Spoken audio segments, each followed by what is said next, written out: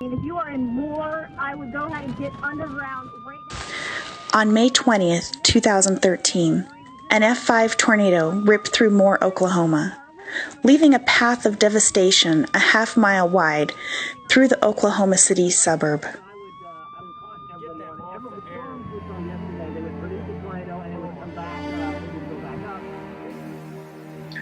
I dropped Christopher off at school that day and yelled at, "Get out of the car." Yelled at all three of them.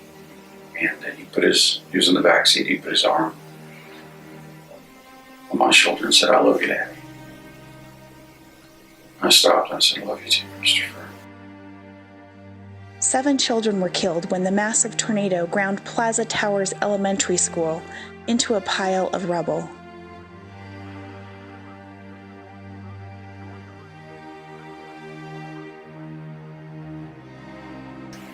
And I said, it's okay, we can fix this.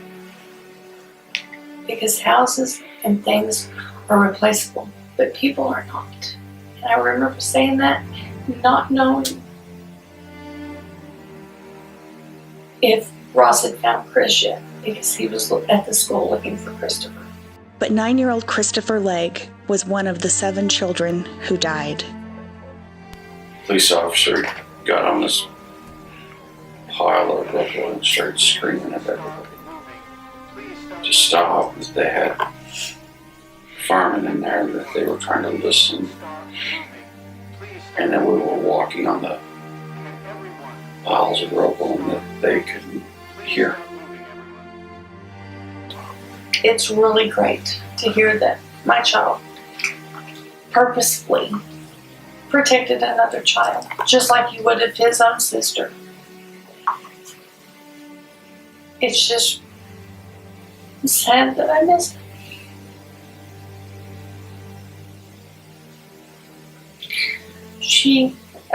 The child that he protected that day, wanted to tell me, the last thing he said was, if my mom was here, she'd tell you everything's going to be okay. But the judgment call that me and my wife made was based on a false sense of security. It was based on an idea that schools are safe.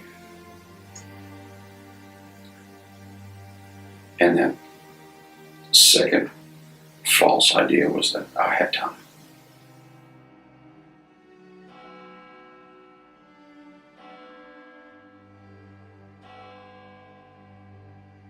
When I got up out of bed June 1st, and I said, this can't happen to another family in Oklahoma. We know there's tornadoes. We've got to do something to keep this from happening again. I don't want another family to go through what we go through every day.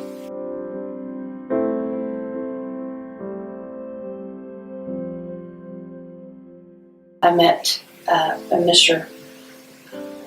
Jim Haslin, and he's from Toad International, and he had an idea of having ballistic-proof shelters. And I said, you got to be kidding. There's no way. And he says, yes, and these shelters would even go in the classroom. I said, oh, no, there's no way. This is just too perfect.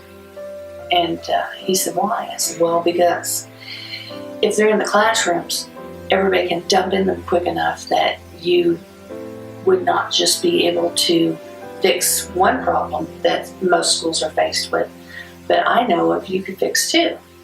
He said, well, yeah, the shooter. I said, yes, there's so many children that lost their lives at Sandy Hook just 6 months prior to our tornado taking my precious son, that this would be wonderful if you could pull it off.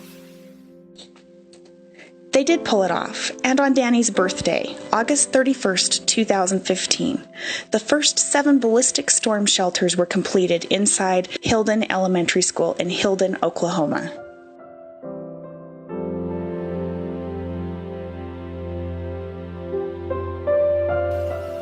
I guess the most secure feeling I have is knowing that I will not have to be that superintendent or school administrator that has to phone any parent in the future at Hilton Public Schools and let them know that their child did not or is not going to make it home.